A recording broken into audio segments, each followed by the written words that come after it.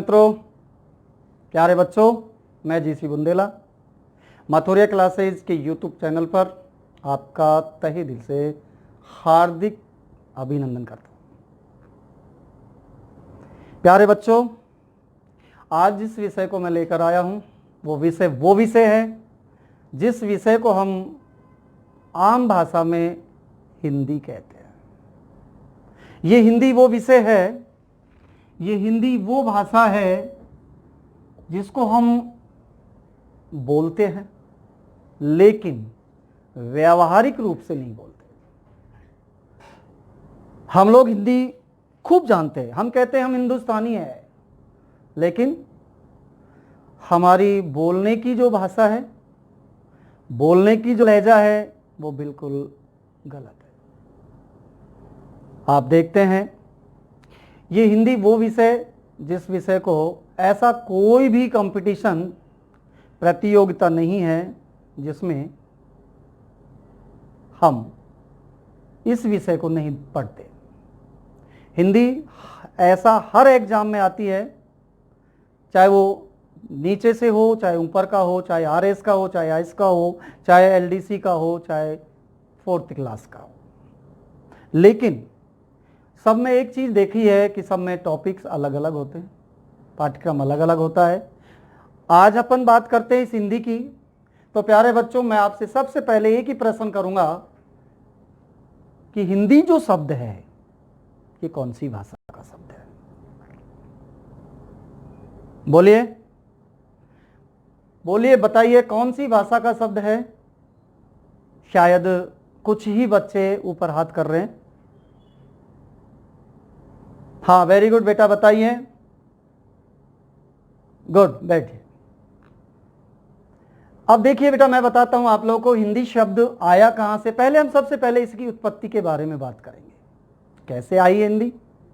हिंदी जो शब्द है, हमें इस हिंदी के बारे में जानकारी करनी है। हिंदी हम लोग बोलते हैं, बहुत सारी बातें करते रहते हैं, लेकिन व्यवहारिक रूप से हम लोग सही हिंदी नहीं। अभी अपन बात करें कि अभी ये गर्मी का मौसम है, अभी अपन कहें कि किसी से कहें कि बेटा जाना पड़ोस में से किसी से जामुन लेके आना।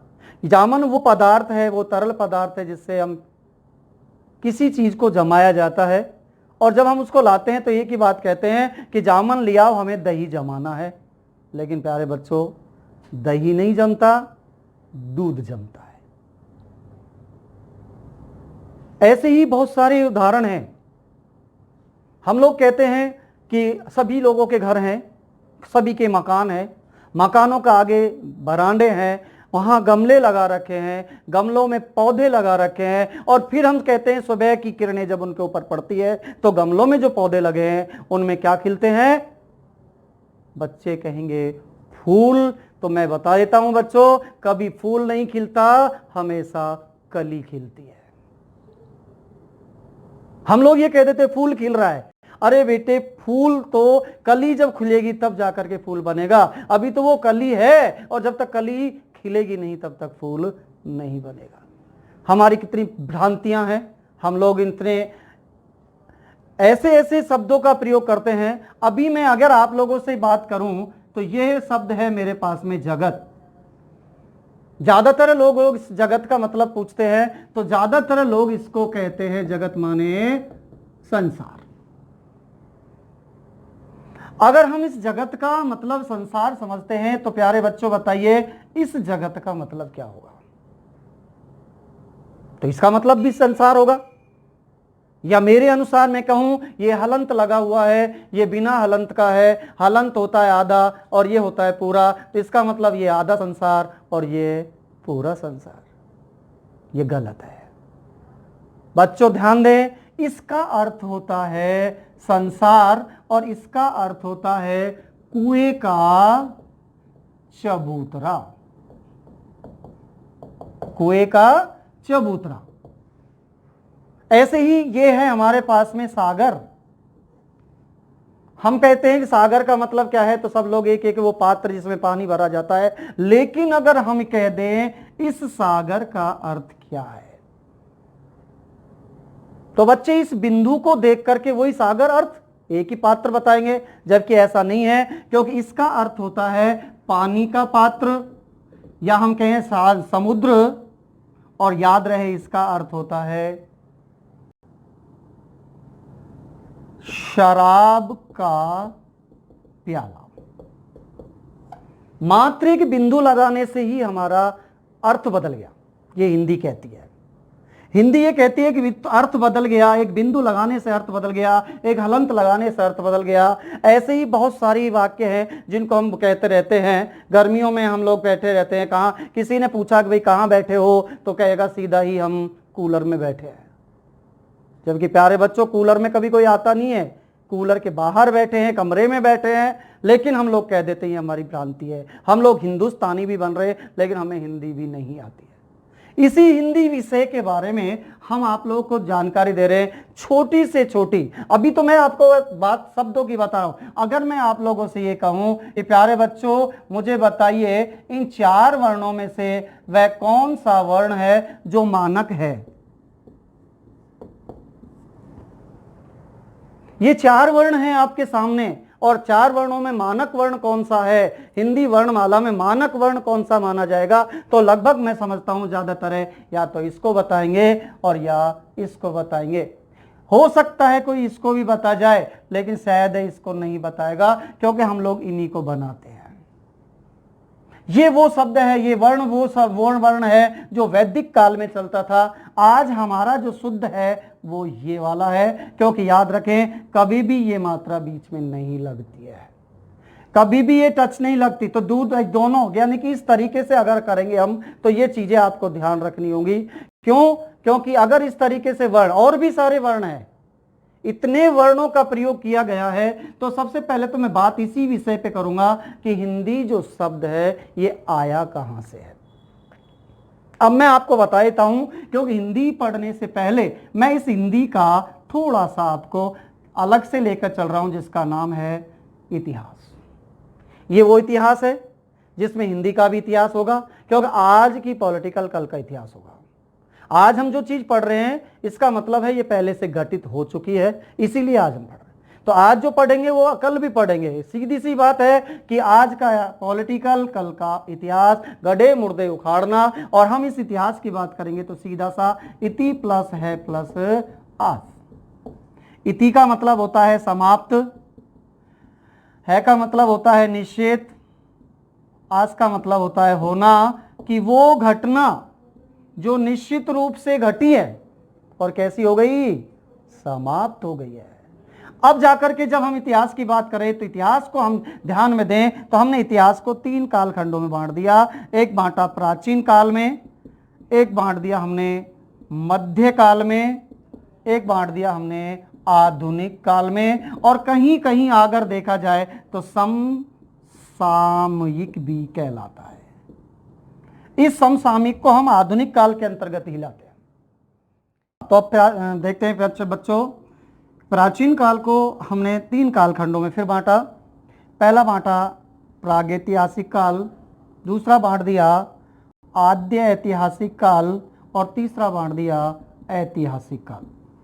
प्रागैतिहासिक काल वो काल कहलाता है जिसमें ना पढ़ने का ज्ञान था ना लिखने का ज्ञान था। आद्य ऐतिहासिक काल वो काल कहलाता है जिसमें लिखने का ज्ञान था, पढ़ने का ज्ञान नहीं था। और ऐतिहासिक काल वो काल कहलाता है जिसमें लिखने भी लग गए और पढ़ने भी लगे। इसी आद्य ऐतिहासिक काल को हमने 2 कालखंडों में बांटा। एक काल है हमारा सैंधव काल और एक काल है हमारा वैदिक काल। सैंधव काल और वैदिक काल, इस वैदिक काल से ही शुरू होती है हमारी हिंदी के लिए। तो सबसे पहले जो हिंदी के लिए आता है वो है हमारा वैदिक संस्कृत, क्योंकि हम लोग संस्कृत पहले पढ़ते हैं। हिंदी तो संस्कृत से निकल के आई है, इसलिए पहले वैदिक संस्कृत, दूसरा आता है हमारा लौकिक संस्कृत, तीसरा आता है हमारा पाली, चौथा है हमारा प्राकृत, और फिर आता है अपभ्रंश। यानी कि यहाँ जो संस्कृत है, इस संस्कृत का क्या हो गया, पतन हो गया है। संस्कृत का पतन होने के बाद में यानी कि वैदिक संस्कृत में वेद, पुराण, उपनिषद, आरण्यक आते हैं। लौकिक संस्कृत में रामायण और महाभारत आते हैं। पाली में हमारे बौद्ध ग्रंथ आते हैं। प्राकृत में हमारे जैन साहित्य आता है। और अपभ्रंश, बिगड़ा हुआ, पतन, बिगड़ चुका, संस्कृत खत्म, इसके बाद में सौरसेनी, ब्राह्मण, मागधी, पैसाची, इसी के साथ साथ निकल के आती है हमारी प्रारंभिक हिंदी। यानी यहां जाकर के हमारी हिंदी विषय का विकास होता है। हिंदी शब्द जो है, अब बात आती है कि हिंदी शब्द आया कहां से। हिंदी का तो विकास हमने कर लिया, हिंदी भाषा का हमने विकास कर दिया, लेकिन हिंदी शब्द कहां से आया, ये चीजें हमें जानकारी जरूरी है। अगर हमने ये जानकारी नहीं है तो हम संधि, समास, उपसर्ग, प्रत्यय कुछ नहीं कर पाएंगे। पहले हमें वेश पूरा करना है। अगर आपका वेश मजबूत है, अगर आपकी नींव मजबूत है, अगर आपका आधार मजबूत है, समझ लीजिए आप ऊंचाइयों पर पहुंच जाएंगे। और जब आपकी नींव, आधार ही मजबूत नहीं होगा तो आप बीच में से ही गिरना शुरू। और इसीलिए प्रतियोगी जो होते हैं, प्रतिभागी जो होते हैं, वो क्या करते हैं, वो समय जब आता है पेपर का, जब एग्जाम का, तब जब कहते हैं ना कि आग लगे जब कुआं खोदे, ऐसा नहीं है आग लगने पर कभी भी कुआं नहीं खोदे, और खोद भी लिया तो वो आग कभी नहीं बुझा पाएगा। इसलिए समय है, समय के अनुसार आप चलते रहिए। थोड़ा थोड़ा थोड़ा अगर आप लोग पढ़ेंगे तो आने वाला समय आप लोग पूरा कवर कर सकते हैं। इसलिए अब बात आती है हमारी हिंदी शब्द आया कहां से और इसको लिया कैसे। तो हिंदी शब्द सबसे पहले जो स्टार्टिंग किया है, हिंदी शब्द का सबसे पहला प्रयोग सैफुद्दीन यज़दी ने अपने ग्रंथ जफरनामा में किया। यानी सैफुद्दीन यज़दी, इस बंदे ने जो है सबसे पहले, सैफुद्दीन यज़दी, इसने सबसे पहले अपने ग्रंथ जफरनामा, इस जफरनामा में हिंदी शब्द का सबसे पहला प्रयोग किया था। अब वही बात आ रही है कि हिंदी शब्द आया कहां से। तो वही मैं अभी जो इतिहास बताया, इसी इतिहास से चलेंगे, क्योंकि इतिहास के बिना कुछ नहीं है। यह है उत्तर, ये दक्षिण है, ये पूरब है और ये पश्चिम है। यहां अगर हम बात करें तो उत्तर पूरब कहलाएगा, यहां बात करेंगे तो पूरब दक्षिण कहलाएगा, यहां बात करें तो दक्षिण पश्चिम होगा, और यहां बात करें तो उत्तर और पश्चिम होगा। याद रहे, ये आप लोगों का एक नक्शा है जो आप जान चुके हैं। कौन सा नक्शा होगा, ये आपका भारत का नक्शा है।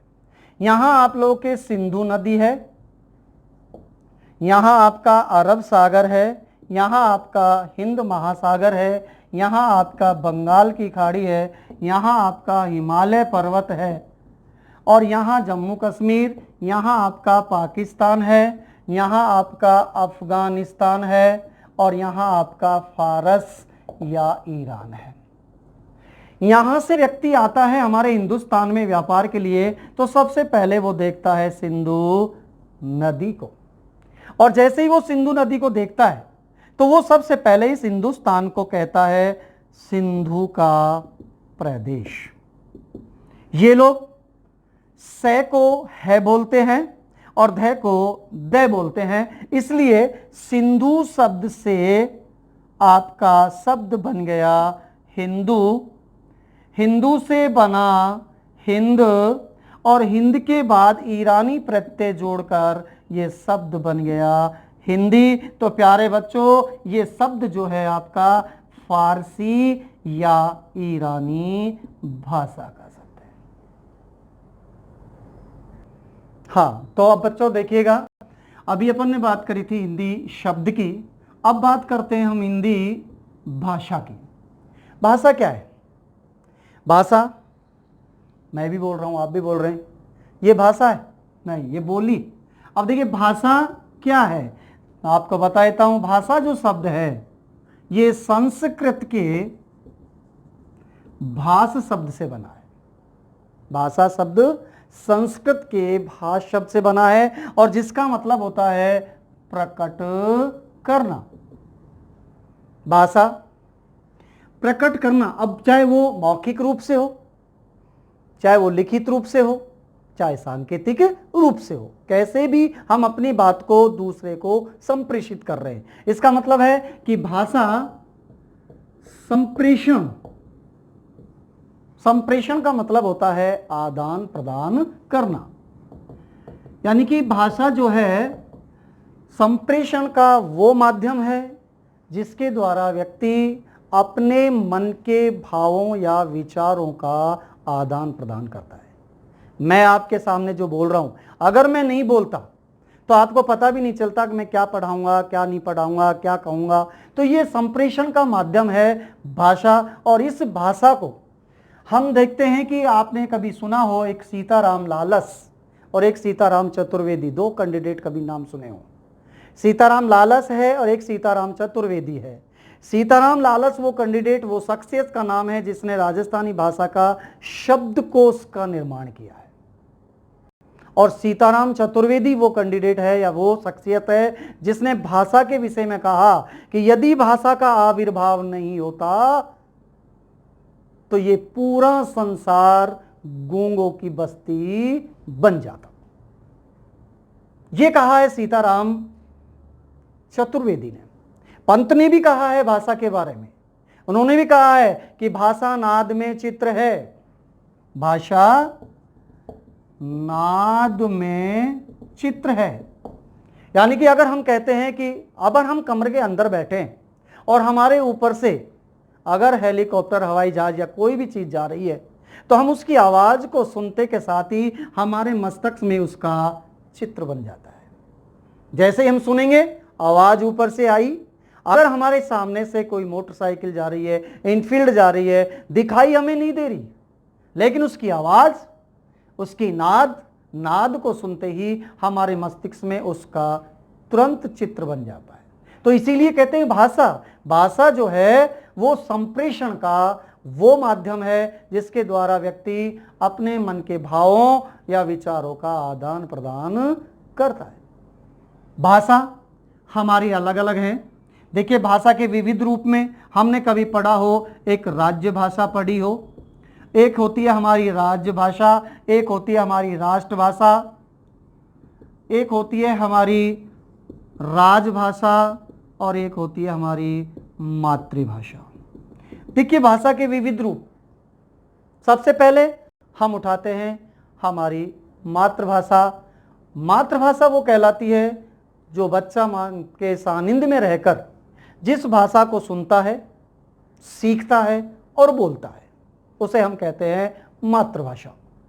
इसके बाद आती है हमारी राज्य भाषा, ये राज्य विशेष की भाषा होती है। उसके बाद होती है राष्ट्रभाषा, वो भाषा जिसको अधिक से अधिक लोग अधिक से अधिक क्षेत्र में प्रयोग में लेते हैं, उसे कहते हैं राष्ट्रभाषा।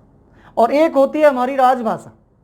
राजभाषा वो भाषा हो जो सरकारी कामकाज की भाषा होती है, अर्थात हमारी जो हिंदी है वो राजभाषा है, क्योंकि इस हिंदी को राजभाषा का दर्जा अनुच्छेद 343 भाग संख्या 17 14 सितंबर 1949 को संविधान सभा ने स्वीकार किया था। और उसी के साथ साथ, इसी हिंदी के साथ साथ इसकी लिपि का भी उन्होंने प्रयोग किया जो देवनागरी कहलाती है, अर्थात हमारी हिंदी भाषा की जो लिपि है वो देवनागरी है। इसी देवनागरी लिपि को भी 14 सितंबर 1949 को स्वीकार किया गया था, अंगीकार किया गया था। लेकिन जब 1950 में जब संविधान लागू हुआ, उस समय इस हमारे पास में जो अंग्रेजी है, क्योंकि हम अंग्रेजी को पढ़ते थे, मैकाले की अंग्रेजी पढ़ते, इस मैकाले की अंग्रेजी को पढ़ने के बाद हमसे कहा गया कि भाई हम इसको हटाएंगे, तो हम सभी ने ये कहा कि हाँ इसको हटाइए और हमारी हिंदी विषय को ही लीजिएगा। इस अंग्रेजी को एक साथ नहीं हटाने के कारण इसको 15 वर्ष तक हमने इसको साथ लेने के लिए कहा गया, अर्थात हमारी हिंदी फर्स्ट भाषा हो गई और अंग्रेजी हमारी सेकंड भाषा हो गई। लेकिन जब 1965 तक के लिए ये मान्यता दी गई थी, लेकिन इसका जो विधान था वो 1963 में ही फेल हो गया, और उसी का कारण ये रहा कि आज तक हम अंग्रेजी को पढ़ रहे हैं। ऐसा कोई घर, ऐसा कोई मोहल्ला, ऐसा कोई परिवार मुझे बता सकते हो आप कि जिसके घर में छोटा बच्चा इंग्लिश मीडियम में नहीं जाता हो? लेकिन ये ध्यान रहे, अब आप लोग इंग्लिश मीडियम में बच्चे को भेज रहे हैं, लेकिन उस बच्चे से ये देखिएगा, पूछिएगा कि वो इंग्लिश में सीख कर के आया है। आखिरकार उसको अपनी मातृभाषा को ही लेना होगा। तो ये है हमारी राजभाषा, राष्ट्रभाषा, राज्यभाषा और मातृभाषा। हाँ, तो प्यारे बच्चों, आपने देखा आज का विषय एक व्यावहारिक ज्ञान जो अपन ने देखा, अपन ने सुना, अपन ने पढ़ा। तो व्यावहारिक ज्ञान किस आधार पर अपन को आगे लेके जाएगा।